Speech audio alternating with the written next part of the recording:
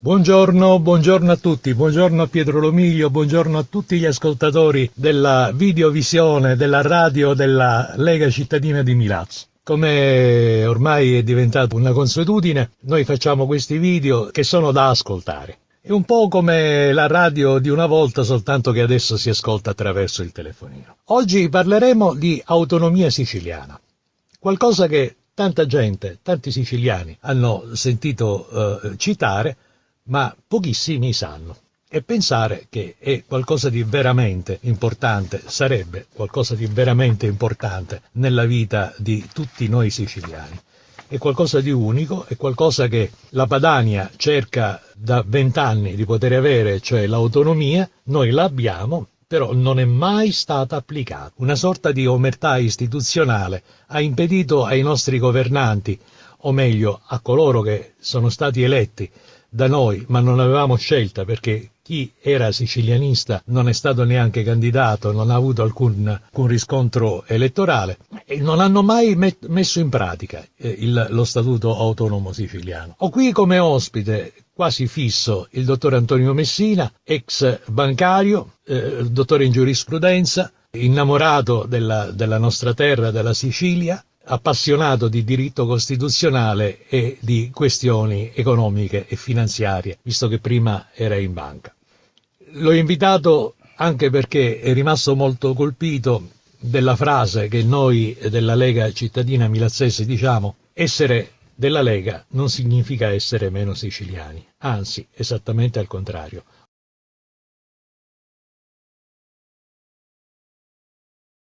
Buongiorno Antonio. Buongiorno a te Pietro e buongiorno a tutti gli amici che ci stanno ascoltando. Effettivamente tu hai detto molto bene riguardo proprio le questioni autonomistiche del nostro statuto, uno statuto che ci è riconosciuto non con legge ordinaria, ma che è uno statuto che è entrato a far parte della Costituzione dello Stato italiano dal lontano 26 febbraio 1948, data della sua pubblicazione, perché era stato approvato alla fine del 47.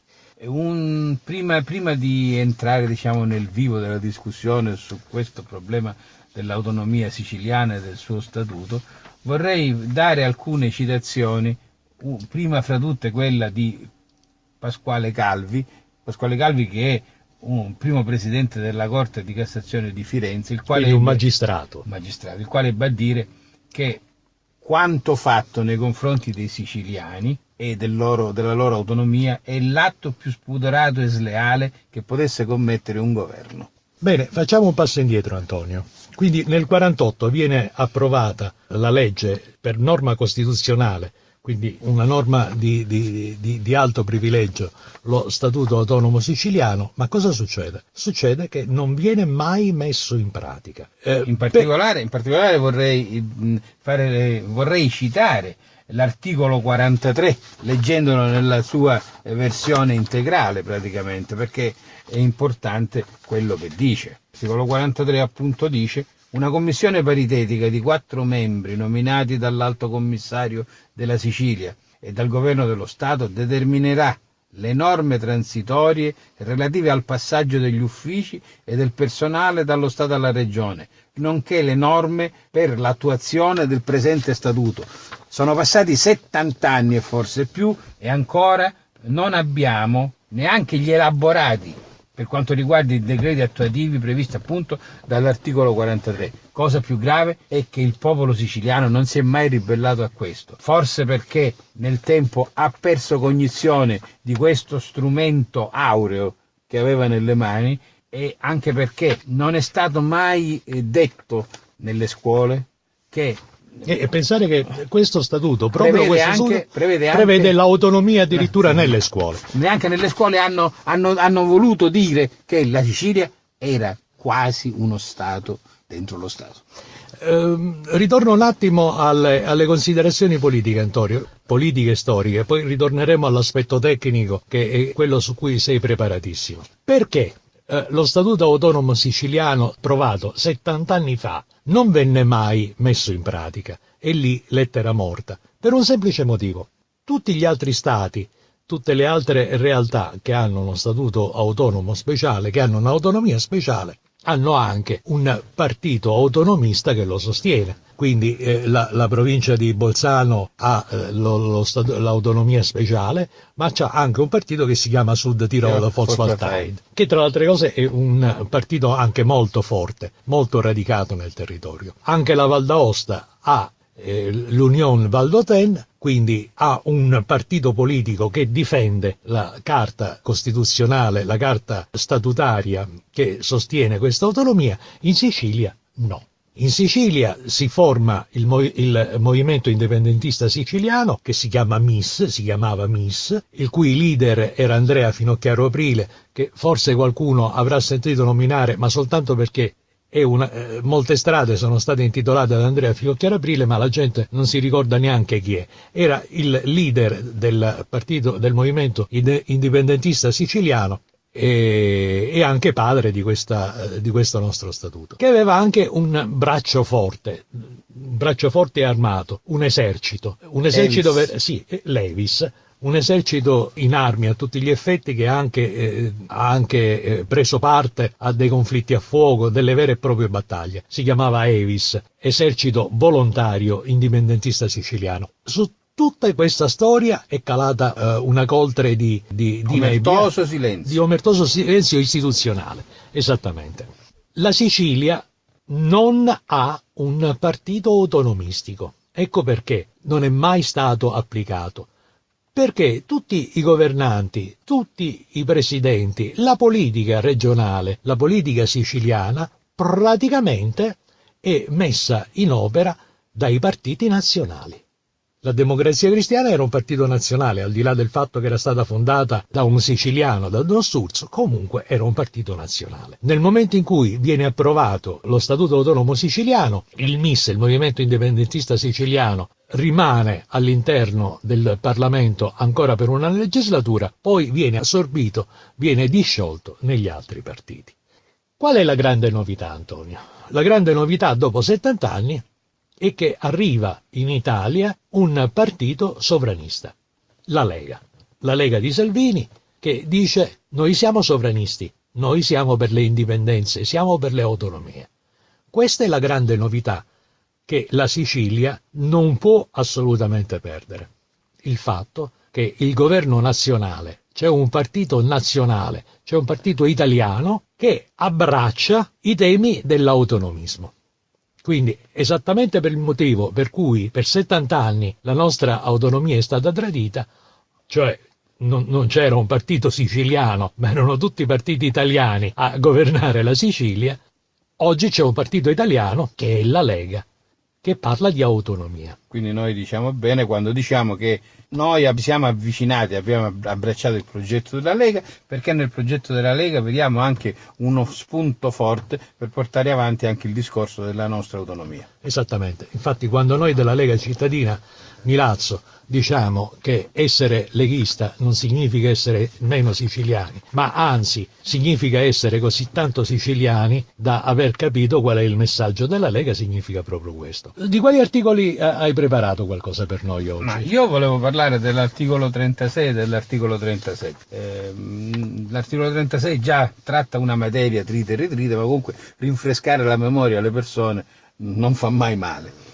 Prima però volevo dire una cosa che tu hai accennato e che vorrei proprio mettere a fuoco. È importante che i siciliani leggano lo statuto che riguarda la nostra autonomia, perché così si renderanno conto che c'è stata un'incapacità una incapacità dettata da opportunismo e anche da miopia politica. Queste persone che sono state nelle condizioni di dare alla Sicilia un futuro diverso, non l'hanno fatto e non hanno voluto governare nel diritto e nella giustizia. Diciamo che hanno preferito un futuro diverso per loro stessi, perché in questi 70 anni abbiamo avuto tanti ministri, la Sicilia ha avuto tante personalità politiche nazionali, le quali si sono ben guardate da dire: ma ci sarebbe lo statuto autonomo che non è stato mai messo in atto. Bene, io ho la presunzione di dire che quanto è stato fatto, cioè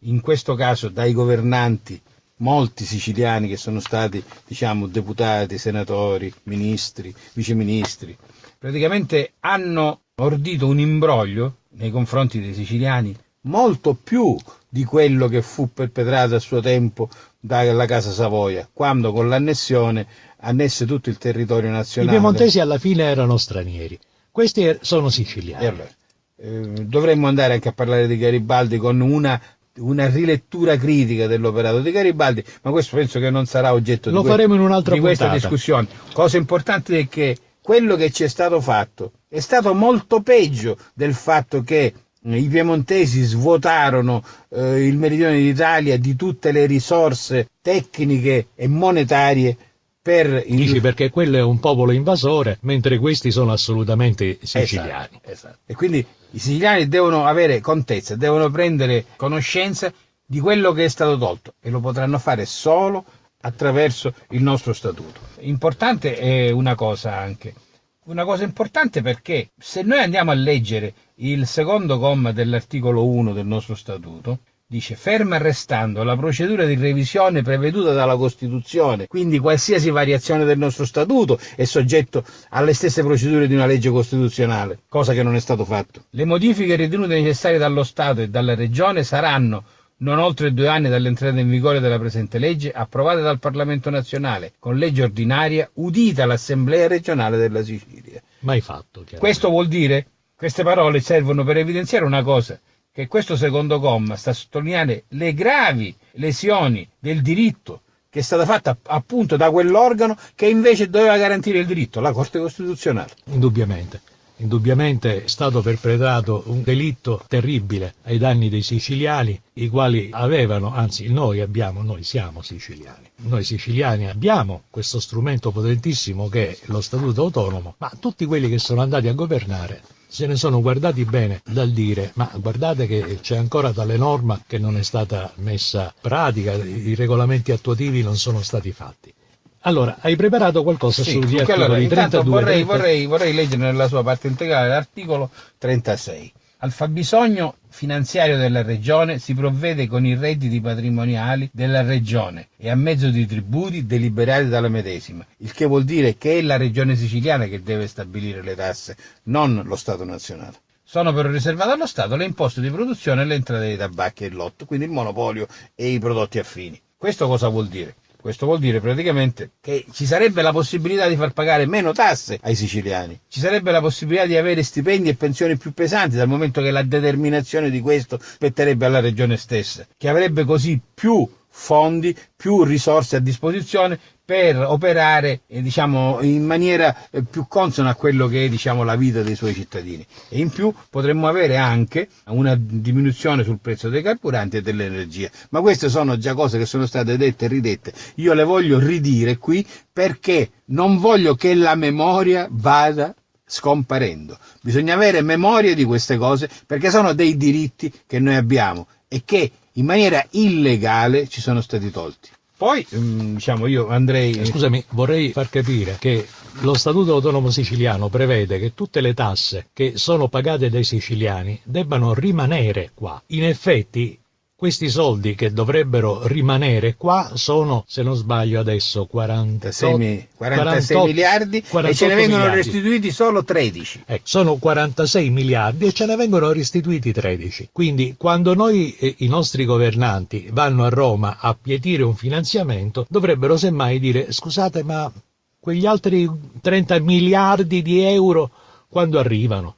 I 30 miliardi degli ultimi 10 anni, gli arretrati, quando ce li versate? Guardate che significa 3.000 miliardi, cioè in arretrato noi avanziamo dallo Stato 3.000 miliardi, è una cifra incredibile. Bene, i nostri governanti preferiscono andare là a pietire un finanziamento, cose di questo genere. Quando lo Stato centrale dice dovete chiudere i punti nascita perché non ci sono i soldi, la regione siciliana dovrebbe rispondere: no, guardate che noi i soldi ce li abbiamo. Ce li dovete dare voi. Ce li dovete dare voi, esattamente. Noi avanziamo dei soldi da voi, dateceli prego, anziché venire qua a dirci dovete chiudere l'ospedale, dovete dirci vi stiamo per firmare l'assegno dei vostri soldi che sono qua e che ancora non vi abbiamo pagato. Tenete presente una cosa, che tutte le esattorie in Italia sono pagate dallo Stato, le esattorie siciliane sono pagate dalla regione siciliana, e c'è un motivo. il personale delle esattorie, per capirci la Serit, è regionale proprio perché la gestione e i tributi pagati in Sicilia dovrebbero andare ai siciliani, alla regione siciliana. Beffa delle beffe, noi paghiamo gli stipendi delle esattorie e i soldi se ne vanno dritti a Roma e non ritornano più indietro. Dobbiamo dire un'altra cosa, sempre in relazione a questo. Se per sbaglio domani tu, io, diventiamo presidente della regione e con questa nostra forma mentis che abbiamo decidiamo di dare attuazione a quello che è lo statuto autonomo per la Sicilia, ci faranno una guerra. No, verremmo sollevati dall'incarico. Ah, ecco. E ti spiego qual è diciamo, la procedura. Siccome c'è scritto che gli organi dello Stato, quindi il governo, il Parlamento, eccetera, possono rimuovere i presidenti della regione sì. per grave deficit. Per grave deficit, ecco. Però il deficit non lo creiamo noi, perché quando loro chiudono il rubinetto, non ci danno i nostri soldi, è un deficit provocato da loro, non dal... Certo. Quindi... Però sai, su questo tu giustamente da tecnico fai notare questo, che dice: se io fossi presidente della regione, statuto alla mano, andassi a Roma dicendo: bene signori, i nostri soldi prego, loro non soltanto non me li danno, anzi mi chiudono completamente i rubinetti e mi mandano in default. Mi mandano in default. Però io ti voglio dire una cosa, e questo è un parere tecnico. Il parere politico che io do è un altro. Ricordati, Antonio, le grandi rivoluzioni della storia non sono stati mai i popoli, le grandi masse a farlo, ma i piccoli gruppi, come possiamo essere noi della Lega Cittadina, come possiamo essere noi leghisti qui in Sicilia. I piccoli gruppi hanno cambiato il verso della storia e lo hanno fatto perché, a dispetto di chi diceva siete dei pazzi a sperare di riuscire a ottenere il successo, loro hanno continuato e hanno avuto il coraggio di ascoltare la propria follia. Che non era follia. Che non era follia, era lungimiranza. Per cui, sai Antonio, io credo veramente che il governo della Lega, i leghisti siciliani, possono finalmente portare lo Statuto autonomo siciliano a essere quel monumento di diritto che è, finalmente. Sì, su questo sono pienamente d'accordo con te. Abbiamo chiuso, diciamo, questa parentesi dell'articolo 36, io avevo preparato anche l'articolo 37.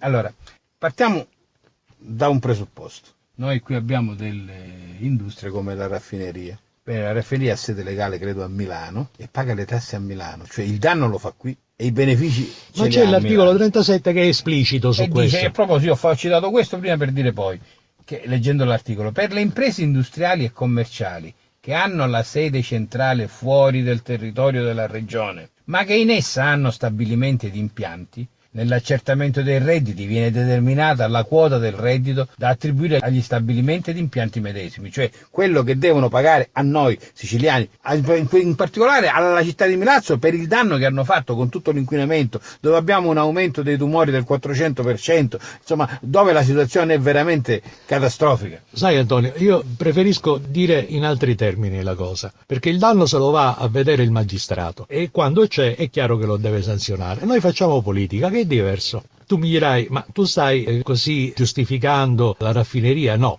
semplicemente sto dicendo che questo lo deve fare il giudice. Io sono un politico, che è diverso.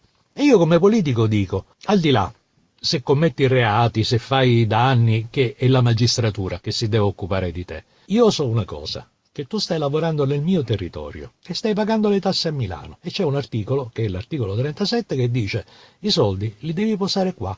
Le tasse le devi pagare qua. E al secondo comma, l'articolo 27 recita ancora, l'imposta relativa a detta quota, cioè che dovrebbero pagare da noi, compete alla regione ed è riscossa dagli organi di riscossione della medesima. Esattamente. Quindi lo dice lo statuto, una legge costituzionale che non può essere variata da una legge ordinaria. Esattamente.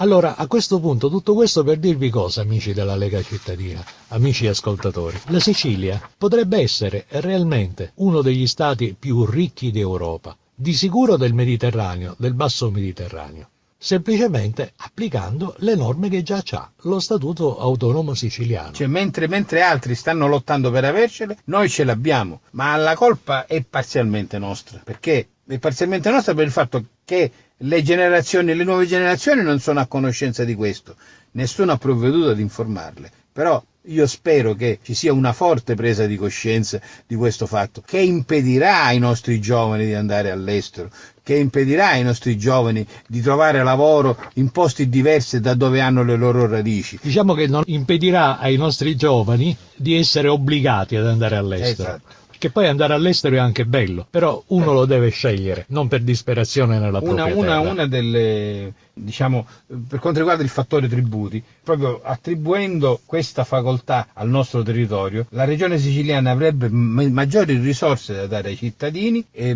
anche servizi, cioè tutto ciò che in questo momento langue ed è carente.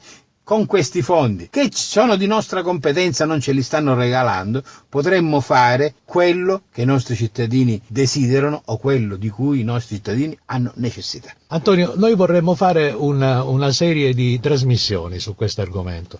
Vedo che tu sei molto preparato su questo, ma già lo sapevamo. Mi piacerebbe averti di nuovo qui, nella radiovisione, nella videovisione, come la possiamo chiamare? Una radio che si ascolta... una televisione che si ascolta, quindi nella radio della Lega Cittadina. Nelle prossime mattinate ci racconterai le tue esperienze con lo Statuto Autonomo Siciliano e per certi versi ci dirai l'aspetto tecnico di come si fa per ritornare a essere padroni della propria patria. Perché ricordiamoci, amici, che quel Dio, o se vogliamo chiamarlo quella scintilla del divino che fece di noi un popolo, oggi ci chiede di essere uniti. E con l'aiuto di Dio noi riusciremo a esserlo. Pietro, io ti ringrazio per avermi invitato, ti saluto e spero di essere presente quando deciderai di invitarmi nuovamente. Ringraziamo il dottor Antonio Messina, io ringrazio voi di averci seguito, da Pietro Lomiglio per la Lega Cittadina Milazzo è tutto.